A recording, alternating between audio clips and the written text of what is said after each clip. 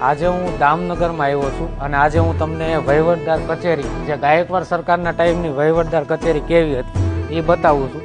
1889માં આ વહીવટદાર કચેરી બની હતી, જેનો અંદાજે ખર્ચ 26,000 રૂપિયા થયો હતો. સુંદર મજાની, જે અત્યારે જ્યારે આપણો દેશ આઝાદ થયો ત્યારબાદ અહીંયા મામલતદાર કચેરી હતી, સામેની બાજુમાં પોલીસ સ્ટેશન હતું અને એની બાજુમાં અહીંયા ગ્રામ પંચાયત હતી. અને અત્યારે દામનગર છે તે નગરપાલિકા છે, એટલે આ જગ્યાનો કોઈ શું કહેવાય કે આપણે ઉપયોગમાં લેવામાં આવતી નથી. અને આ સુંદર મજાની જગ્યા છે, જે ગાયકવાડ સરકાર ટાઈમની જગ્યા છે. તો સતીશભાઈ, તમે જગ્યા બતાવો.